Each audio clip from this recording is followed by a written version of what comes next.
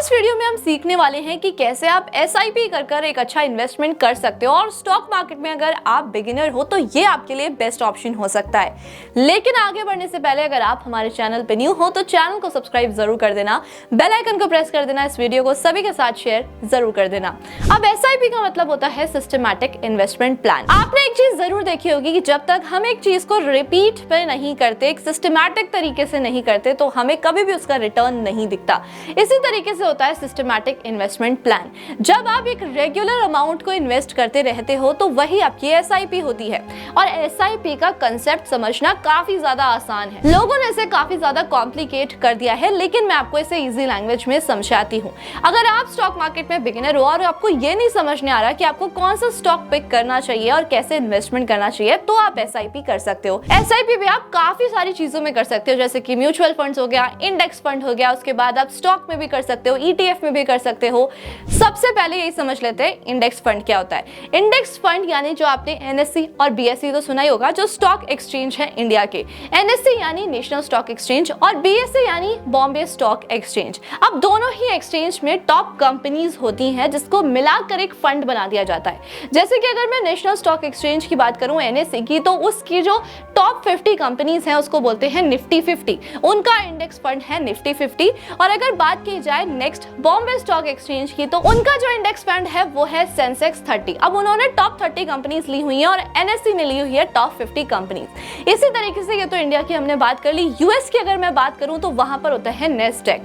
उनका भी एक इंडेक्स फंड होता है जिसमें वहां की टॉप 50 कंपनीज होती हैं। अब आपको एक और कंसेप्ट में समझा देती हूँ। टॉप 50 कंपनीज यानी टॉप 50। अगर थोड़ा सा भी उसका मार्केट कैप नीचे जाने लगेगा तो उसको टॉप 50 से हटाकर दूसरी कंपनी को ऐड कर लिया जाता है। इन दो मेजर इंडेक्स फंड से ही देखा जाता है कि मार्केट कैसा काम कर रही है, मार्केट ऊपर जा रही है, नीचे जा रही है। आपने सुना होगा ना कि मार्केट आज नीचे चली गई। कैसे देखते हैं मार्केट को? इसी तरीके से देखा जाता है कि जो टॉप कंपनीज हैं वो कैसा काम कर रही हैं और उसी तरीके से इवैल्यूएट किया जाता है। तो आप अगर चाहो तो इंडेक्स फंड में भी एसआईपी करा सकते हो। काफी ज्यादा आसान रहता है। एक्सपेंस रेशियो आपका बिल्कुल ना के बराबर लगता है, यानी कि आप डायरेक्ट उसमें इन्वेस्ट कर रहे हो। हर महीने आप एक पर्टिकुलर अमाउंट डिसाइड कर सकते हो और उसमें इन्वेस्ट कर सकते हो। आई होप आपको इंडेक्स फंड का कंसेप्ट क्लियर हो गया होगा। अब बात करते हैं म्यूचुअल फंड की। म्यूचुअल फंड इंडेक्स फंड से थोड़े से अलग होते हैं क्योंकि म्यूचुअल फंड में बिल्कुल एक्टिव इन्वेस्टमेंट की जाती है। ये एक्टिव फंड्स होते हैं, यानी कि पैसिव फंड आपका हो गया इंडेक्स फंड, जिसमें आपको ज्यादा ध्यान देने की जरूरत नहीं है, ऑलरेडी टॉप कंपनीज है। लेकिन वहीं अगर मैं म्यूचुअल फंड की बात करूं तो जो एसेट मैनेजमेंट कंपनीज होती हैं उनमें जो फंड मैनेजर्स इस फंड को मैनेज कर रहे होते हैं वो एक पूरा फंड क्रिएट करते हैं। बिल्कुल तो मैं उसे टॉप 50 के अकॉर्डिंग नहीं करूंगी, वो आपके ऊपर भी होता है कि आप कैसा डिसाइड करना चाहते हो। आपको लार्ज कैप कंपनी चाहिए, आपको मिड कैप कंपनी चाहिए, आपको स्मॉल कैप कंपनी चाहिए, उसी के अकॉर्डिंग एक फंड होता है और आप उसमें इन्वेस्ट करते हो। एक्टिव म्यूचुअल फंड उन लार्ज कंपनीज को छोड़कर दूसरी लार्ज कंपनीज में इन्वेस्ट करता है और ये कोशिश करता है कि वो इंडेक्स फंड के रिटर्न को बीट कर सके। अब लेकिन अगर मैं आपको जेन्युइनली बताऊं, 9 out of 10 times index fund को कभी भी म्यूचुअल फंड बीट नहीं कर पाता। तो आपके लिए इंडेक्स फंड एक अच्छा ऑप्शन हो सकता है अगर आप स्टार्टिंग कर रहे हो इन्वेस्टमेंट की। अब देखा जाए नेक्स्ट स्टॉक्स की। आपकी कोई भी एक फेवरेट कंपनी है, जैसे कि आईटीसी। अगर आपको ऐसा लगता है कि आईटीसी कंपनी काफी अच्छा कर रही है, काफी ज्यादा सेक्टर्स में वो डाइवर्सिफाइड है, मुझे इसके स्टॉक्स चाहिए, तो आप ऐसी सिचुएशन में क्या करते हो, एक स्टॉक एक कंपनी का लेते हो और उसमें रेगुलर इन्वेस्टमेंट करते रहते हो। अब यहां पर क्या होगा कि मार्केट कभी भी कांस्टेंट तो रहती नहीं है, कभी नीचे जाती है, कभी ऊपर जाती है।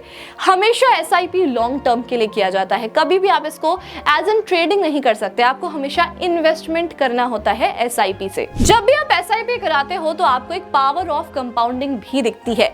आज अगर आप 10 रुपए इन्वेस्ट कर रहे हो सकता है वो कल 20 रुपए हो जाए, उसके बाद 40 रुपए हो जाए, उसके बाद 60 रुपए हो जाए। इस तरीके से कंपाउंडिंग होती जाती है और आपको इसका काफी बड़ा इफेक्ट मिलता है।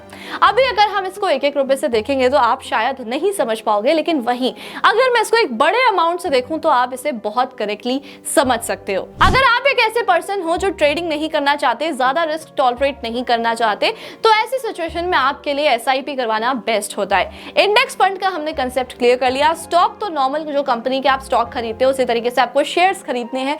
वो शेयर्स आपको अपने पास लॉन्ग टर्म के लिए रखने हैं, साथ में आप क्या कर सकते हो, हर महीने उसमें इन्वेस्ट कर सकते हो, दैट इज SIP। अब म्यूचुअल फंड्स में भी क्या होता है कि आप शेयर्स में ही इन्वेस्ट कर रहे हो, इक्विटी में आप अगर लगाते हो तो वहां पर आप शेयर्स में इन्वेस्ट कर रहे हो। वहीं अगर आप डेट म्यूचुअल फंड में जा रहे हो तो आप गोल्ड में या फिर आप बॉन्ड्स में इन्वेस्ट कर देते। लेकिन आज हम इक्विटी म्यूचुअल फंड्स के बारे में ही बात करेंगे क्योंकि हम स्टॉक मार्केट की बात कर रहे हैं। अब जो इक्विटी म्यूचुअल फंड्स होते हैं उसके सारे मूवमेंट कौन डिसाइड करता है, इसके सारे मूवमेंट डिसाइड करते हैं फंड मैनेजर्स, कि वहां पर आपको अपना पैसा रखना है नहीं रखना।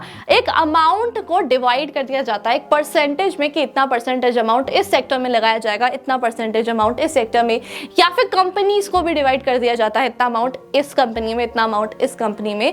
लेकिन म्यूचुअल फंड में थोड़ा सा एक्सपेंस रेशियो भी ज्यादा लगता है क्योंकि यहाँ पर फंड मैनेजर इस फंड को हैंडल कर रहे होते हैं। अब आगे बढ़ते हैं और आपको कंपाउंडिंग का मैजिक दिखाते हैं विद SIP कैलकुलेटर। अब आपको मेरी स्क्रीन पर एक SIP कैलकुलेटर दिख रहा होगा। हम यहाँ पर एक अमाउंट डाल देते हैं। लेट्स से अगर आप 5000 रुपीज भी इन्वेस्ट कर रहे हो एक एवरेज रिटर्न पर जो कि है 15%, और आप जो इन्वेस्ट कर रहे हो वो 20 ईयर्स के लिए कर रहे हो। इट डजंट मैटर आप कहाँ पर इन्वेस्ट कर रहे हो, आप कहीं पर भी कर सकते हो, स्टॉक में कर सकते हो, म्यूचुअल फंड में कर सकते हो, इंडेक्स फंड में कर सकते हो। तो इंडेक्स फंड की अगर मैं बात करूं जैसे निफ्टी 50 हो गया, वो एवरेज हमेशा 15% तक तो रिटर्न दे ही देता है। अब यहां पर आप अमाउंट देखो, इन्वेस्ट आपने कितना अमाउंट किया, 12 लाख रुपए, लेकिन आपका जो टोटल वैल्यू मिल रहा है वो है 75 लाख रुपीज, लगभग 75.5 लाख रुपए आपको मिल रहे हैं। वहीं अगर मैं थोड़ी सी ड्यूरेशन और इंक्रीज कर देती हूँ, 25 ईयर्स कर देती हूँ, तो आपने और एक मैजिकल अमाउंट देखा। इन्वेस्टेड अमाउंट है आपका 15 लाख रुपीज, वहीं आपका जो टोटल वैल्यू आपको मिल रहा है करीब 1,64 लाख आपको मिल रहे हैं। अगर आपने 5000 की जगह 10,000 रुपीज इन्वेस्ट किए, सेम ड्यूरेशन सेम इंटरेस्ट, तो आपका अमाउंट हो जाएगा, आप यहाँ पर देखो सिर्फ 15 लाख बढ़े हैं, लेकिन आपका जो टोटल वैल्यू है वो डबल से भी ज्यादा हो गया, 3,28 लाख रुपीस। इस तरीके से आप थोड़ा थोड़ा अमाउंट इन्वेस्ट कर कर कितना बड़ा वेल्थ आप अपना खुद का जनरेट कर सकते हो। जो अमाउंट मैंने आपको बताया उस अमाउंट तक बहुत ही कम लोग पहुंच पाते हैं। इसका रीजन आपको पता है, इसका रीजन ये है कि लोग समझ ही नहीं पाते कि मार्केट में चल क्या रहा है। जैसे मैंने आपको बताया, इंडेक्स फंड का ही मैं एग्जांपल ले लेती हूँ। इंडेक्स फंड कभी भी कांस्टेंट नहीं चलता, भले ही वो लार्ज कंपनीज हो, लेकिन वहां पर लॉस होने का चांस तो कम होता है, मार्केट नीचे जरूर जाता है। और जैसे ही लोगों को दिखता है कि मार्केट नीचे जाना शुरू हो रहा है, वो मार्केट से एग्जिट लेना स्टार्ट कर देते हैं। वॉरेन बफेट की आपको ये बात तो जरूर पता होगी कि उन्होंने एक बार ये बोला था कि मार्केट में जब सप्लाई ज्यादा हो, डिमांड कम हो, तभी आपको खरीदना चाहिए। नहीं समझे, मैं समझाती हूँ। मार्केट जिस तरीके से नीचे जाती है, हर कोई एग्जिट लेना चाहता है, म्यूचुअल फंड से बाहर निकलना चाहता है और अपने लॉस को जितना हुआ उसको कंट्रोल कर कर बाहर निकलना चाहता है। लेकिन वॉरेन बफेट का ये कहना होता है कि हमें अपनी इन्वेस्टमेंट को हमेशा कांस्टेंट रखना चाहिए, चाहे वो म्यूचुअल फंड में हो चाहे वो स्टॉक्स में हो। अगर हम उसे कांस्टेंट रखते हैं तो हमें इन सब चीजों से फर्क नहीं पड़ता। अगर हम लोएस्ट पे भी बाय करते हैं ना, तो भी हमें काफी अच्छा प्रॉफिट मिलता है। अब अगर मैं बात करूं SIP की, तो हम क्या कर रहे हैं, हर महीने इन्वेस्ट कर रहे हैं। मार्केट अगर ऊपर जा रही है तो भी इन्वेस्ट करें, मार्केट अगर नीचे जा रही है तो भी इन्वेस्ट करें। इस तरीके से क्या हो जाता है कि एक एवरेजिंग हो जाती है, जिसकी वजह से हमारे लॉस के चांसेस काफी ज्यादा कम हो जाते हैं। तो म्यूचुअल फंड का, इंडेक्स फंड का, बेसिकली SIP करने का यही प्रॉफिट होता है कि अगर आप SIP कर रहे हो तो यहाँ पर ये प्रॉब्लम क्रिएट नहीं होती कि सारा अमाउंट एक साथ चला जाएगा। मार्केट नीचे जा रही है तो भी हम इन्वेस्ट कर रहे हैं, तो हम लोअर कॉस्ट पे इन्वेस्ट करें, हमें ज्यादा अच्छा इंटरेस्ट मिलेगा। मार्केट ऊपर जा रही है तो हमारा प्रॉफिट हो ही रहा है। तो इस तरीके से हमेशा कांस्टेंट इन्वेस्टमेंट करना चाहिए। सो एट लास्ट आपने कंपाउंडिंग का मैजिक तो देख ही लिया कि किस तरीके से कंपाउंडिंग काम करती है। मैंने आपको दिखाया कि अगर आप 5000 रुपीज में इन्वेस्ट कर रहे हो तो आने वाले टाइम में सिर्फ 20 साल में आपका अमाउंट इतना बड़ा वेल्थ क्रिएट करके आपको दे सकता है। अभी तो मैंने आपको सिर्फ 3-3.5 करोड़ का दिखाया, लेकिन क्या आपको पता है कि वही अमाउंट आप थोड़ा सा भी इंक्रीज कर दोगे ना, तो आपको काफी अच्छा प्रॉफिट मिल सकता है। आपके गूगल पर इजीली अवेलेबल है सारे SIP कैलकुलेटर्स। आप अपने टाइम गोल के अकॉर्डिंग चेक कर सकते हो कि आपको कितने साल में कितना अमाउंट चाहिए। अगर अभी तक आपने इन्वेस्टमेंट स्टार्ट नहीं किया है तो आपको आज से ही इन्वेस्टमेंट स्टार्ट करनी चाहिए, जिससे कि आपके भी फ्यूचर गोल्स कंप्लीट हो पाए। अगर आपको डीमैट अकाउंट ओपन कराना है तो उसके लिए लिंक आपको हमारे डिस्क्रिप्शन बॉक्स और पिन कमेंट में मिल जाएगा। आप जाकर चेकआउट कर सकते हो और फ्री में आप अपना डीमैट अकाउंट ओपन करा सकते हो। साथ में यहाँ पर आपको रेफर एंड अर्न का भी मौका मिलेगा। SIP अर्निंग से रिलेटेड कोई भी कंफ्यूजन है आप मुझे कमेंट करके पूछ सकते हो, मैं आपको जरूर आंसर करूंगी। और ऐसे इन्फॉर्मेटिव वीडियोस को देखने के लिए हमारे चैनल को सब्सक्राइब करना, बेल आइकन को प्रेस करना, इस वीडियो को सभी के साथ शेयर करना बिल्कुल भी मत भूलना।